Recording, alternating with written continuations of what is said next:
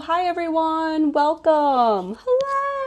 Hey, it's Thursday. And you know what Thursday is? Beyond Small Talk, IG Live right here every Thursday at the 4 o'clock Eastern Standard Hour. Hello everyone and welcome to Beyond Small Talk. My name's Jackie Janik and I am a women's empowerment coach, helping women uncover their purpose and define their own path in the world. And today you are watching Beyond Small Talk. Real women, real conversations, elevating womankind one talk at a time. And I am so excited to have a dear friend slash like just one of the most amazing, kind-hearted women inside and out, and the wisdom and the insights that she's going to drop on us over the next 30 minutes is going to be insane. Her name is Cynthia Santiago Borbon. And that is also her handle on IG at Cynthia Santiago Borbon. Cynthia is a happiness and purpose expert.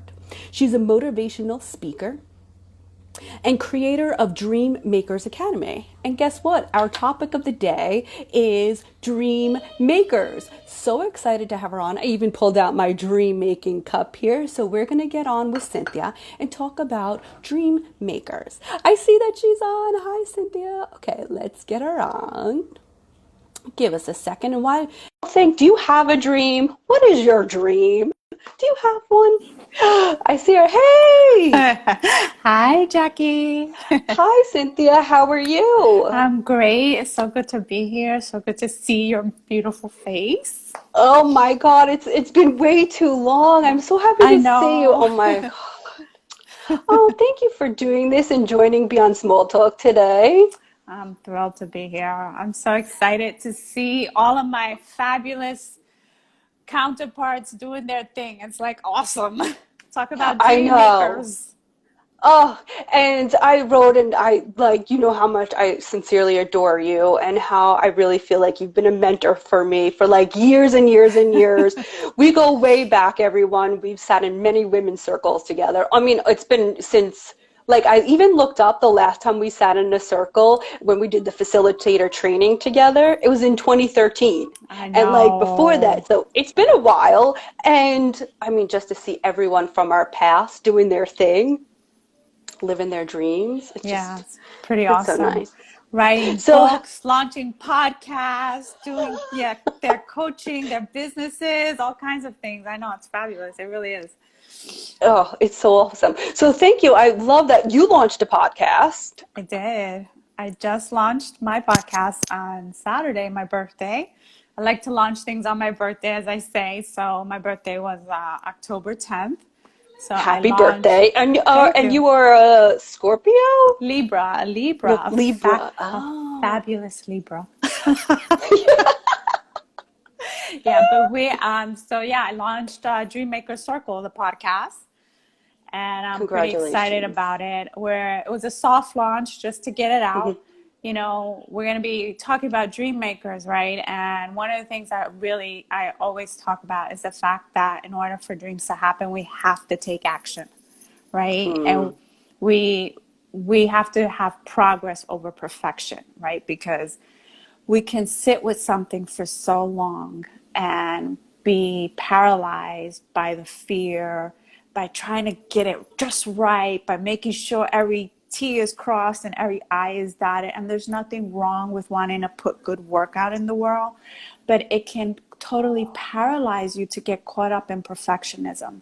And so I live by that rule for myself. And so I had this deadline set. I was like, October 10th, it's launching, whether it's perfect or not. It was not perfect, but it was good enough.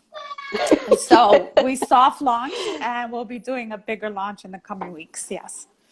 Oh, wow. Well, congratulations. Thank And you you. know what? You're so right. Perfection is like the killer of dreams, literally, right?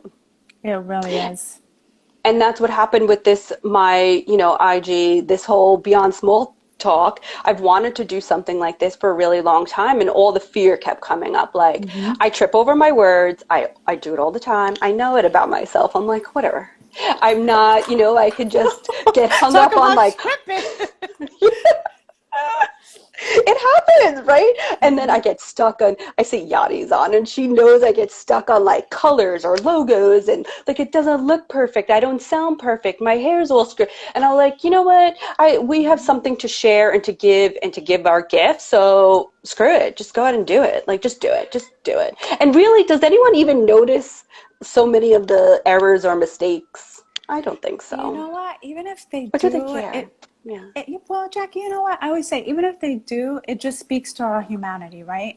And I know we're going to Mm-hmm. be diving into some juicy topics, right, today. But Yeah. one of the things about what I define as a dream maker is someone that is really willing to kind of just put themselves out there and go for what they want. And that means that we get an opportunity to model for others that it doesn't have to be perfect, right? Because, Mm-hmm. like we talked about, perfectionism will kill the dream. And we're human. Who doesn't make a mistake when they speak, right? What I think we get challenged by is this idea of like we have to be like the anchors on television, speaking perfectly with the teleprompter moving like really quickly and us reading the words really fast. And Yeah. that's not real. I think people really want authentic now too, as well. I had a huge fear of speaking in front of people. I know you probably don't know that, right? I love No. speaking in front of people now, but I was terrified. I mean, terrified. Jackie, I used to like practically vomit before I spoke in front of people. That's how Yeah. terrified I was. And it came out of a really bad experience of being in college with a very racist professor who made fun of me because I was from New York, because I had a New York accent, because I was Puerto Rican, like this whole list. Humiliated me in front of my classmates. And so from that point on, I was terrified to speak. That was a trauma, a racial Yeah. trauma, right? And so I had to heal that. And I had to do all this inner work around how do I appear to the world when what I was taught was that I wasn't good enough. The way I spoke wasn't good Mm. enough. And then one day I was listening to somebody, and I can't remember who it was because this was quite some time ago, but the speaker was talking about people don't care if you make mistakes. People don't care whether you do it perfect. People want to know who you are and they want to authentically feel you. And I thought, yeah, I think people can authentically feel me. All right, I'm just going to go for it. Yeah. And that was like kind of like my breakthrough moment, right? We have those breakthrough moments. And so even now, to this day, I still have a little bit of nervousness before I speak. I think that's actually healthy. That means my ego's not Yeah. getting too big, right? I still actually, get a little bit stressed out. Um, all that said, I do it. I do it because I love it, because I do believe I have gifts to share with the world, because I do want other women that look like me to see that it's possible, right? That at any age, at any time in your life, that you can really go for what you desire. Yeah, that's huge. That is so huge. And I think I agree with you. Just being authentic, being yourself. Because even when like I see fakeness on TV or too much, or during my day job, I'm a bit in that celebrity world, and I get to see like who they are behind the camera, in front of the camera, and I was like, when I step up here, this is me in front or behind. Like you can meet me on the street, and this is how I talk, and this is what I do, and I'm with my hands. I look like this. People are like, oh, you get dressed up. No, I generally enjoy wearing makeup and things like that. It's not like I'm a girly girl when it comes to that. I like it. And I always see you always like you just look so pretty. And I was like, I'm not ashamed that I like makeup, and I love my gold tubes. Like I'm always in a gold tube. And that's just who authentically I am. Oh, like it just Girl, too. I feel different. I'm like, don't mess with me with my gold tubes. But thank you for sharing that experience, because someone did ask, how did you conquer that fear? And it just sounds like, a mind shift, understanding you're authentic and you're human, and we all are.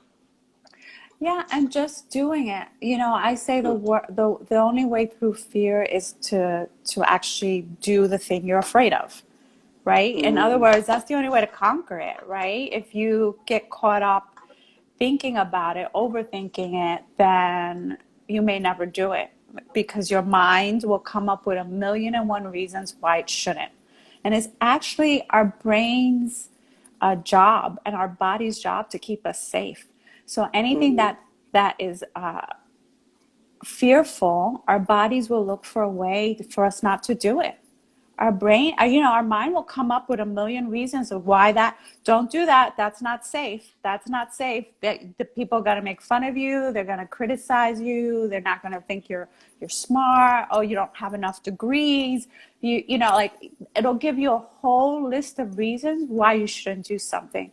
And then your brain picks that information up and it sends the chemicals out into your bloodstream, and your amygdala fires off your fear, your fight or flight, all your Mm-hmm. anxiety and worries. And sure enough, you'll be shut down. Your body will shut you down. That's why people talk about that paralysis that happens to them, because your Mm, body will either run, flight, right? It'll prepare yeah. to defend itself in some way, fight, or in some cases, it'll freeze, the paralysis. And so the only way to overcome those things is to actually do them. And there's ways to start out small. No one's telling you to jump in front of an audience of 3,000 people, your first speaking engagement. Like, in other words, maybe you start with a small group of people. Maybe you just start getting comfortable on video, getting on Zoom calls more often, right?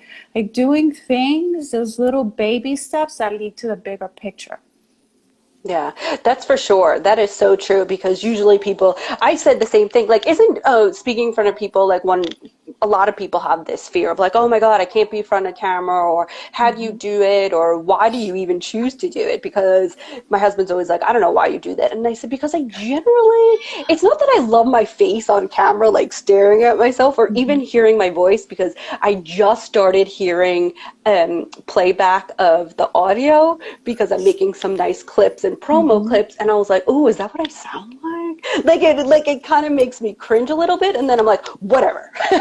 I just really fully like this is a dream for me. Like I Mm-hmm. had this vision a really long time ago to be, in these conversations with women, and now doing it, I'm just like it just feels good. So it's like getting over that fear and doing it. Mm-hmm. And why do you want to do it? Because like it feels good. Like it really does. That's exactly it. Anyway. No, that's exactly it. That's been my experience with it as well, right? And, I think it's also, like I call it this a soul calling. I think our Mm-hmm. souls give us information about what we're here to do. And then it's this desire, this longing that we have to create something, right? We're all creators. We really are. Every single Mm-hmm. one of us walking the planet is a creator, and we do it in different ways. We can do it through motherhood. We can do it to creating businesses. We can do it through our jobs, but we are creators. That's what we're here for, to create what we desire and bring it into physical manifestation. So Mm-hmm. that longing, that desire that your soul keeps calling you forth is like, Jackie, Jackie, do It that keeps like show, do that, knocking. right? Yeah. And it doesn't And go if you look, away. it doesn't. It doesn't. And people, and I tell women this all the time, it won't go away. Like you have to eventually answer it. And when you're ready or not ready, just freaking answer the calling and see what happens. Mm-hmm, And then I like mm-hmm, to say that you actually are quite powerful and you could choose how you respond to it.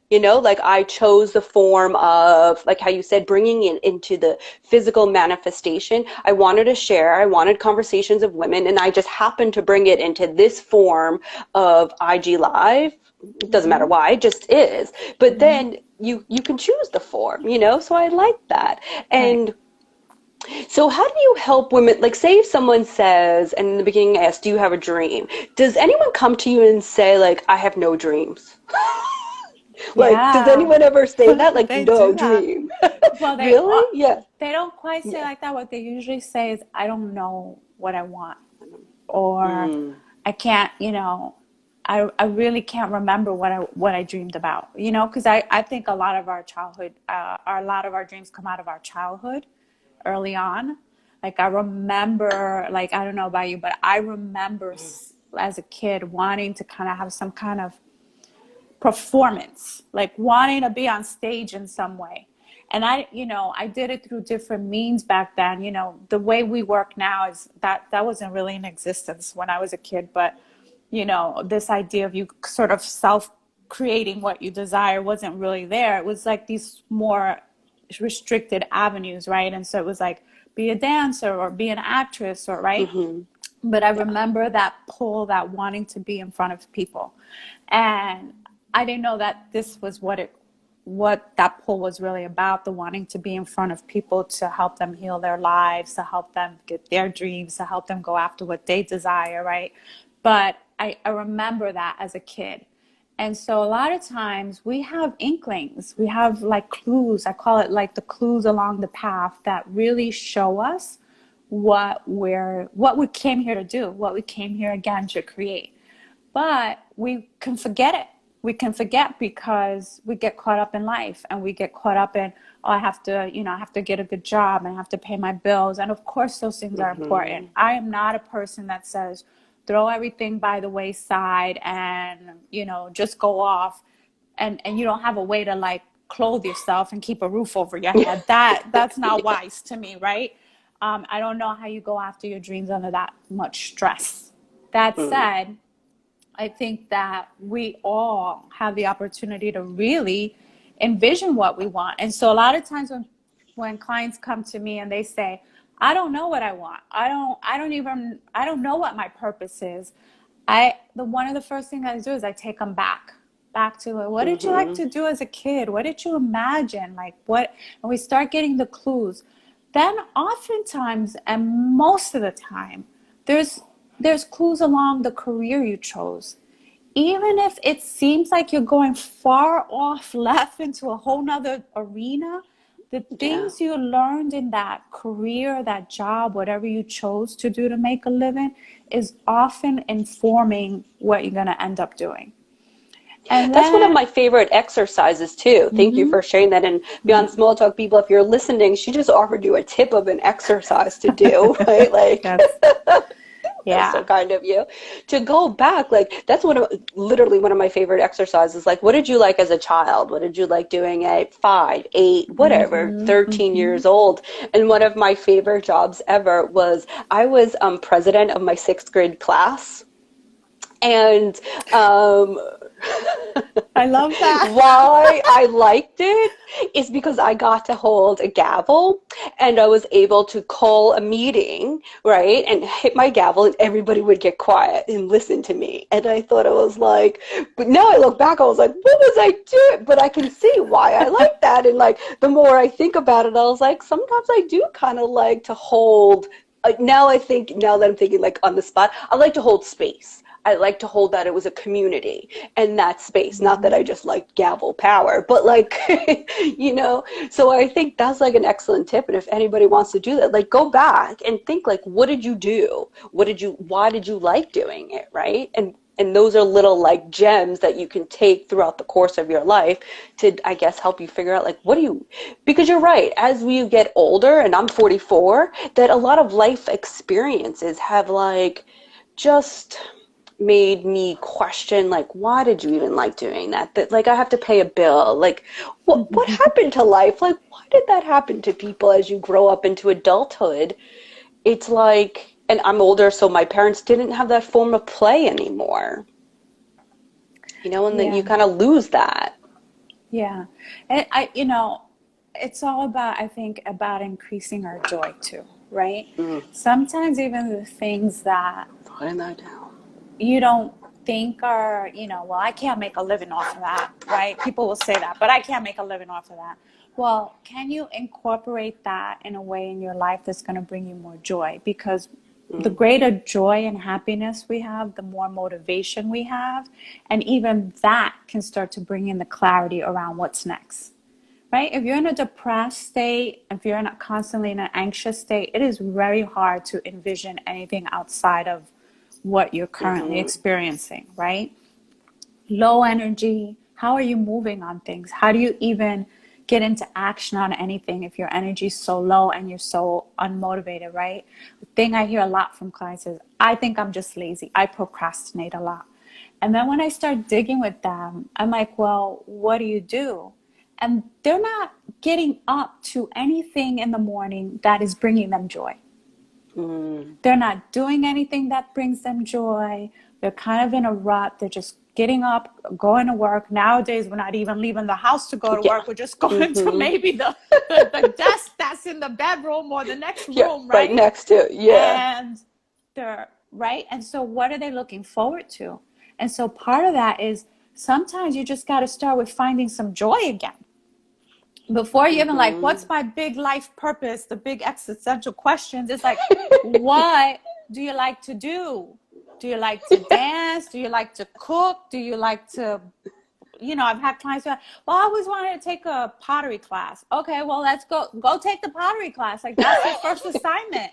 What's keeping you from the pottery class? Oh, I don't know. I don't have time. Okay, well, let's make some time. Where can we put it in your schedule? Yeah. Where could you fit a pottery class, right? That's where we get very concrete and strategic, right? We take it out of the nebulous. I call it the nebulous Mm. up here, right? All the ideas, all the Yeah. confusion, all the I don't know where to go. And we bring it down real concrete. And it's like, okay, what's the first thing you could do? Okay, you want to take a pottery class? Here's your assignment. Go research a pottery class, find one you like, pay for it, put on your calendar, and go to it. Mm-hmm. Right? And now she's sitting in the pottery class, and whether she falls in love with it or not, it doesn't matter because what she did do was something for herself. And Mm-hmm. it feels so good to her that she did that. That's like, oh, well, what could I do next?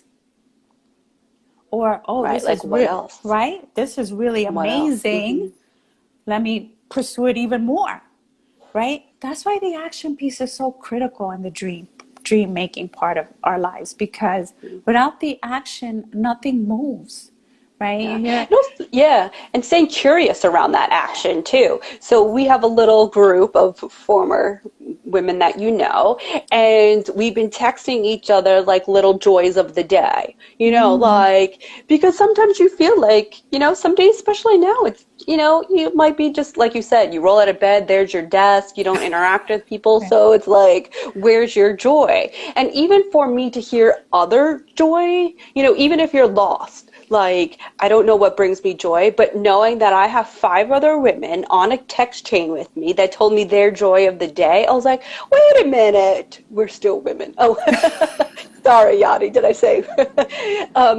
That to hear their joy, I'm like, shoot, maybe I'm going to steal one of their joys and, and borrow it and try it out and be like, oh, maybe she's funny Exactly. ignore me. Yeah, exactly. Like, let me borrow somebody else's joy right now. Or even Yeah. celebrating somebody else's joy can make us Mm-hmm. feel good, right? That says a Yeah. lot, I think, when women celebrate each other's accomplishments, joy, right? Like we've been taught to compete. We've been taught Mm. to knock each other over. We've been taught to criticize each other. We've been taught to nitpick about what's wrong with each other. And what a different world we're creating now, where we are celebrating each other, honoring each other, like really sharing in each other's joy, right? Like when I saw what you were doing beyond small talk, I was like, that is freaking cool. Yes. And I was like so happy to see it because I knew you, and I knew that that probably was on your plate, right? Something you Yeah. had been wanting to execute on, right? Something you wanted to Yeah. make happen.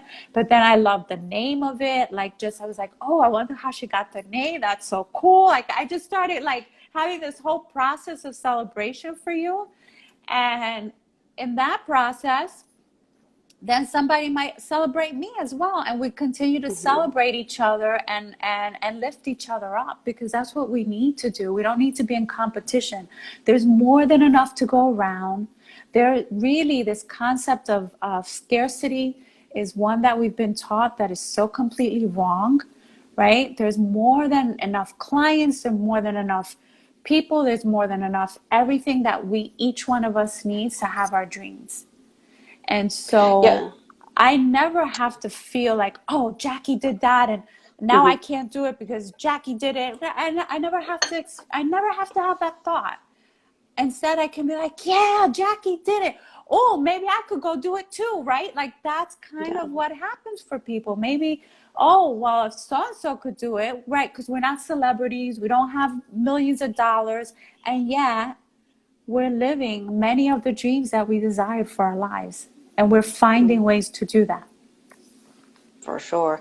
And I love celebrating other women. However, I don't think it always happens. So that is like the message that I really wanted to even get further with you, is that you talk about that a lot, and that's what you live. Like, you live it. I believe I live it too. That this is why I only work with women and have women on, because I just want to support women and promote them. But I don't always feel that it happens. And particularly for me, it's been experienced like in the workforce, in the workplace or something like that. Like, I feel like that's one of the barriers of, of making your dreams a reality and bringing it to fruition. So what would you say about that? Like, you say Uh, celebrate others. How if, yeah. so, listen, I think everything requires intention. Right? I can sit around and be like, well, I don't know any women like that. I don't know any women that celebrate other women, and women are catty. Or I could go there, right? Or I could say, what is possible? What is possible if I feel like I'm able to celebrate women? What is possible if I started looking for other women that do that as well? Right? I think that's Mm-hmm. some of what, like, when we were in the coaching groups together, like Mm-hmm. that, I mean, that was an experience, right? Where women were like coming together, total strangers in these cohorts, and starting to learn about each other's dreams, starting to support each other through the pain, the grief, the struggles, the challenges, right? Along with the celebration. And that was something that I was at that point in my life really looking for. I was like, where are the other women that think like me, right? That are, similar minded in that. And as soon as I put that intention out in the universe, it came back. Suddenly, I literally got a call and was like, hey, have you thought about this group? I was like, what group is that? and like, then, the rest of it took off. And so, how many other things can you create like that in your life once again, right? But we have to be intentional, Jackie. That's the thing. I think a lot of people kind of, Mm. for whatever reasons, they haven't healed enough. They've experienced a lot of trauma. They haven't been taught. They haven't maybe been in the right, haven't had access to certain things and resources, that they don't even know that. They don't know how super powerful they are, and how much if they set even just the intention, and then start to take small actions, how quickly their lives can change. And I watch this all the time with my clients, like complete like transformations within like weeks, because that move of taking even your own money to invest in a coach, that sends a signal out into the universe and says, oh, she's serious, she's putting some money down for Mm-hmm. this, right? Then that guidance, and following that guidance and the taking actions, it starts to move things, and energy starts to get generated. So I have a lot of women that come to me and they'll say, but I don't know other women like me. I'm like, well, okay, let's go online. Let's start finding some things. Trust me, there are women out there. Some of my closest and dearest friends at this point in my life are women that I've met in the last 10 years, since I started exploring this other side of myself as a Mm-hmm. businesswoman, as an entrepreneur. And I know so many amazing women now. And it's been such a powerful experience to know that, yeah, no, I'm actually not alone. There's actually a lot of us out here. Mm. And I like putting the intention behind, because there's like intentions for me on Beyond Small Talk, and what's going on in the world right now. I've always had the intention to surround myself with diversity and women of different backgrounds and different sexual orientations. And Mm-hmm. I've always had this intention, but I think even when starting Beyond Small Talk, when I had a list, like I made a list of all my co-hosts, and I had like who I think I could call and say yes, big dream ones. You were Mm-hmm. on my list. You were on my dream. Like, I think she'll do it. And I had that list, and then we all know what's been going on in the past few months, and I'm sure, I don't know if anyone who Beyond Small Talk listening knows some other big time coaches out there. Got hit because they were stifling women of color and Black women. They really was just not, I don't know. So when that started, I went back and I checked myself and I was like, let me check myself here. And when I looked at my list, I said, because I've been living in that intention of surrounding myself and educating myself and being with diversity for so long, that my list was diverse, Mm-hmm. and I was just so happy. And now I do know that I can absolutely do more and be a bigger voice, but intentions are so powerful and what the energy brings forward, because I've been asked, how do you get all these co-hosts? Your co-hosts are diverse. I said, I didn't start this yesterday. This has been like intentional and something Mm-hmm. that I've always wanted, because I don't want to sit in a room with people that look like me from the same experiences from me. I have learned so much being like in a room, and that's why the group that we were in together, that's why I just literally thrived off of it, because everybody was represented there. Different Mm-hmm. ages, like we Mm-hmm. all came from different places, but we all had the same like common heart and energy and mindset around it. So do you see like that has been a barrier to some women to fulfilling their dreams? Yeah, I mean, I think it's a barrier anywhere, honestly. Mm-hmm. Like, I always say, like, I'll say to white women a lot of times, like, you don't even know what you're missing out on by not being in community with us, right? And, Mm-hmm. like, seriously, because that, I think, you know, women of color, Black women, and we bring another perspective, and that perspective doesn't get learned when you're only with white women. It just doesn't. Mm-hmm. So, like, you've been super intentional about that. I've known that about you a long time, and we've had some pretty powerful experiences ourselves Mm-hmm. around like challenging racism and what that, what that means. And I always say I like to do it from a place of love, but that doesn't mean it's not going to be tough love because we have to speak truth to, we have to speak truth. We have to speak truth. Mm-hmm. And until we recognize the beauty of all and the beauty in diversity, and we're missing out. We're missing out on a lot of goodness and a lot of richness. And, one of the things I love about you from the beginning is that I could tell that you were like actively working on that. And I say all the time, we talk about self-development, right? We've been moving in the self-development world for many, many years. And you talk about like having a consciousness to something, right? What's your Mm-hmm. consciousness around abundance? What's your consciousness around how you do business? Well, what's your consciousness around race? That Mm-hmm. doesn't get taken off the plate, by the way. Because if you have no consciousness around race, then you are then acting in behaviors that you have not looked at, you have no awareness of, and you may, in fact, be enacting and replicating systems of oppression that you say you don't do, but you haven't done any work in this area. So how do you know you don't do it? Mm-hmm. Right? It's like Yeah. everything else. And so there's an awakening that has happened. I hope it's an awakening that lasts and it's not just some trend. But I mean, we talk about 2013 and even before that, you were looking at that in your life, right? And you were putting work into it, and it's inner work like everything else.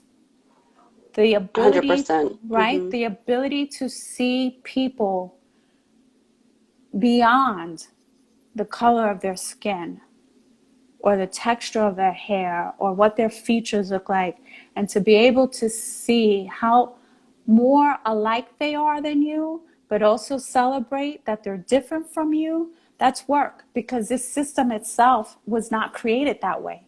For hundreds of years now, this system has wanted us all to say that white is better, Mm-hmm. that it's Mm-hmm. superior, and that we should all be living a certain way. And if it's not that way, then it's inferior. That's literally what we've all been taught. Mm-hmm. And now there's a huge pushback.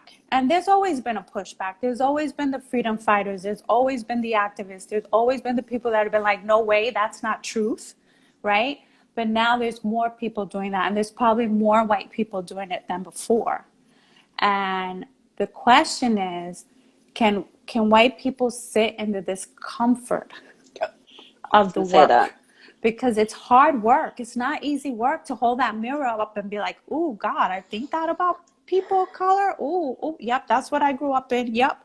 Even for me, right? Like we people of color, Black women, all of us, we did not escape white supremacy, right? The texture of our hair, the shape of our nose, the color of our skin, whether our hair was good hair or bad hair. Like, But we grew up in all of that madness. Colorism within my mm-hmm. community, like within the Latinx community, is horrific, horrible to this day. So we all have the opportunity to say, how deep can I take this work so that I make it a better world? So that when I meet people, I'm not assuming that there's something that they're not, just because they don't look like me or because their skin is dark. And what opportunity do I have here to really get to know somebody? And until we are intentional about that, which unfortunately, we'll be beyond small talk here, right? Is that Mm-hmm. a lot of white people don't do that.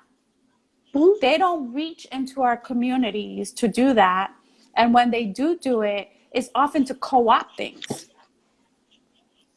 right? So that's what we have to start looking at, right? Like, don't tell me you love Black people, but meanwhile you never have, you don't interact with Black people except to hire them to clean your house. Like, that's not loving Black people. My grandmother always said, I have a Black friend. I said, congratulations. Like, You have a Black. Exactly. And I've asked women that, white women, how many people, who are you surrounded around? Like literally, who are you surrounded around? And this is no judgment, and I'm not throwing shade at you. It's just starting there with the intention to choose to educate myself and put yourself in, like you said, it's gonna get uncomfortable. No one's saying that this is not gonna get uncomfortable. mm-hmm. And again, beyond small talk, Cynthia literally educated me in 2013 around white privilege and how to have the conversation, where she said tough love. That was exactly what she gave. However, I was just in awe about the love that came out. There wasn't the anger. There wasn't like, and I get it why people, I'm not criticizing anger, but how you came into the group and held this space and educated the white women in this space was just phenomenal, because it came from a place of love. And that I've taken with me now 7 years later. I still talk about it, and I still thank you. And I always say shout out to Cynthia for legit. And yes, I was older and I was in my 30s, and I'm just happy I was in that place at that time, willing to sit in that conversation. So thank you for that. Oh, you're welcome. It was my pleasure. I mean,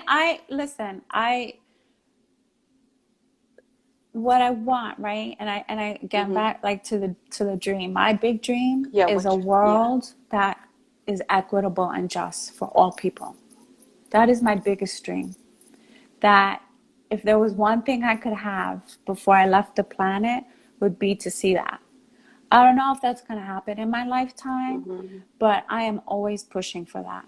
How do we make a world where everybody, every individual, every person has the right to go after their dreams, has the accesses and resources to do that, and has the confidence, because the world says you can, because everybody's cheering you on and rooting you on, and there are no barriers for you because of the color of your skin to be able to have that. That's why it really has driven me for the past, I don't know however many years I've been doing this work. That is like, what is under the core of that push that's for social justice. Because if you want your dream, I want you to have it, Jackie.